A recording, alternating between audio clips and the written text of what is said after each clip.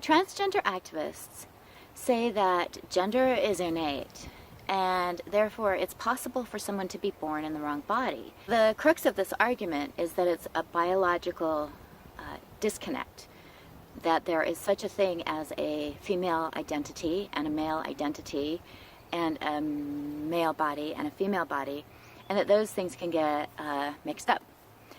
So, based on this, they're saying that gender dysphoria is a symptom of this disconnect. It results when somebody is born in the wrong body. I'm sitting here as a woman. I had gender dysphoria as a child.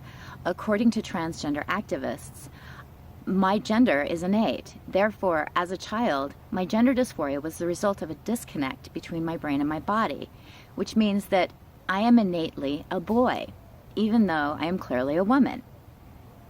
I even have some transgender activists suggest to me that I'm a trans man stuck in a woman's body. But the fact that so many of us develop gender dysphoria as a result of an underlying issue should inform the fact that gender dysphoria is not automatically an indication that somebody's transgender. And those of us who are saying this are being silenced. We're actually being reported for hate crime on social media, because apparently me saying that my gender dysphoria was the result of a sexual assault rather than my inherent gender being mismatched in my body is considered hate speech. And this is just ridiculous, because what's happening is that a very small group of very vocal trans activists are taking away the voices of those of us who actually experienced gender dysphoria as children, who actually presented as the opposite gender as children, who have this lived experience, which everybody says is so important. Our lived experience is apparently completely unacceptable. Our lived experience is being denied and silenced because it contradicts the idea that gender is inherent. Because if gender was inherent, then I would still have all the dysphoria I had as a child, and I don't. And I'm not the only one. If I were the only one who had this issue, then I would say I was an anomaly.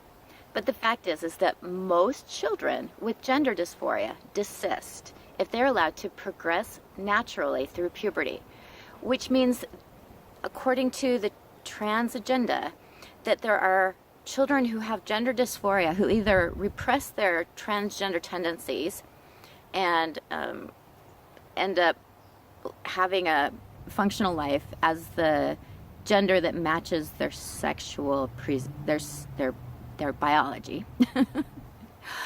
or there are some children who are actually trans and some children who aren't, which means that gender dysphoria can't be used as a litmus test for whether or not somebody's trans.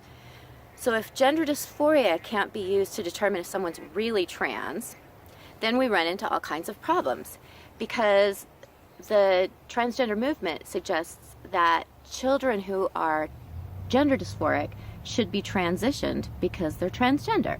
Another thing that is happening is that there's something called rapid onset gender dysphoria that is becoming almost epidemic.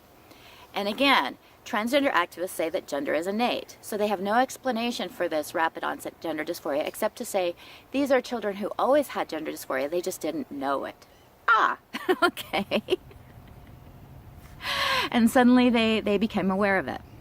To get even more complicated, now there are people in the trans movement who are saying that you don't have to have gender dysphoria in order to be transgender.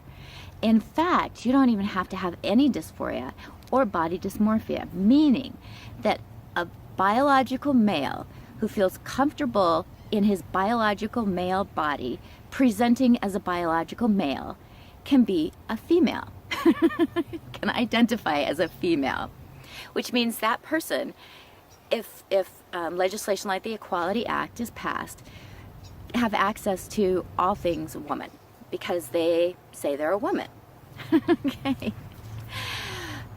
So I've even been seeing posts from people who say, you know, they're in their 30s, 40s, or 50s and say, I think I'm transgender. But suddenly they've been reading a lot about transgender and gender dysphoria, and out of the blue, after decades of living as a certain gender, they decide they're another gender. Again, this counters the whole idea that gender is innate. Gender identity, like other identities, is developed and formed over time. There are lots of reasons why people develop gender dysphoria. I developed it as a result of a sexual assault.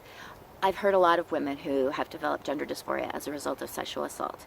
There are children who are homosexuals who have internalized homophobia or social homophobia who decide to transition so that they will present as heterosexual. There are all kinds of reasons why people develop gender dysphoria. So we cannot say that gender dysphoria is indicative of someone being transgender, because it's not. And some of the transgender activists actually want to remove gender dysphoria from the diagnostic manual that psychiatrists use to diagnose people, because they say it's a medical condition. So they are discounting all of us who develop gender dysphoria for reasons other than being transgender. Fundamentally, concerns that I have as a woman, and a lot of gender critical women have, isn't that there are a few people who are transgender. There's no way to prove or disprove somebody is transgender.